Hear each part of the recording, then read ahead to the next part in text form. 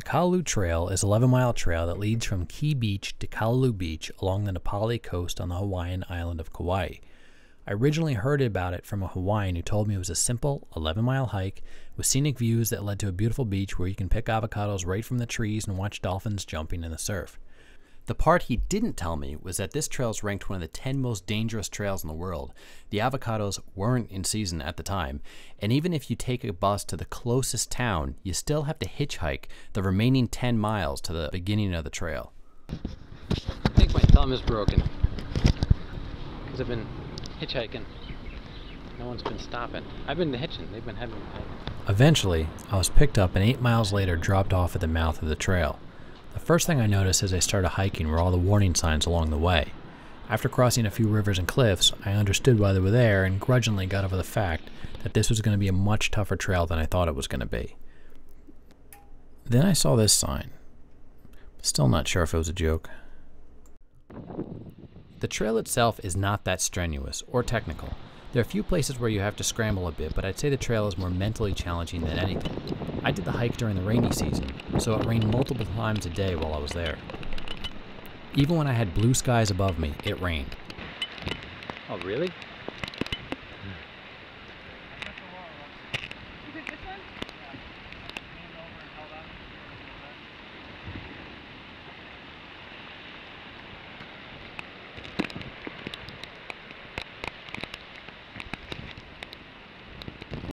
With all the water, there's no avoiding walking on muddy, slippery trails alongside cliff sides that are hundreds of feet above the rocks below.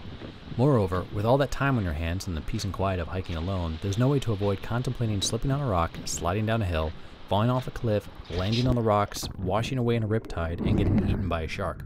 So yes, the trail messes with your head a bit. The most infamous part of the trail is called Crawler's Ledge.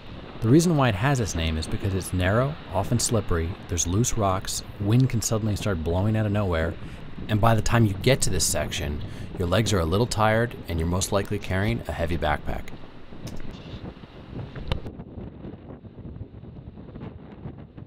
Eventually, when you get to the Kalalau beach, you put your stuff down and walk around before you set up your tents. There's a number of really cool campsites around, so don't just pick the first one that you see. At the end of the beach, there's a waterfall where you can wash your clothes, take a drink, and if you don't mind the cold, even take a shower. Most of the water along the trail is safe to drink. I was told not to trust the streams towards the beginning of the trail, simply because you don't know what other hikers are doing to them, or in them.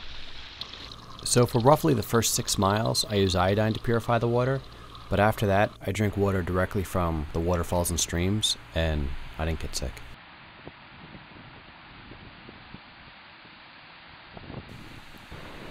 And speaking of water, take the warning signs around the beaches very seriously. You can actually see the riptides from the cliffs above. I can't imagine people would take 50 pounds of stuff. My bag now, without water, down to 12, 15 pounds. It was a hard hill. If I remember correctly, there's a waterfall on the other side, so I literally just dumped. I also highly recommend packing as light as you can. I saw a lot of people bringing things they just didn't need. For me, packing a jungle hammock, a fleece blanket, and food that doesn't need to be cooked helped me get all my gear down to a simple JanSport backpack. That's everything I brought. Overall, I'd recommend the trail, but if you haven't recently hiked more than 10 miles a day with a full pack, camped out in either mud or rain, or are afraid of heights or don't like being dirty, I'd suggest you do those things first and then decide whether you want to do this trail.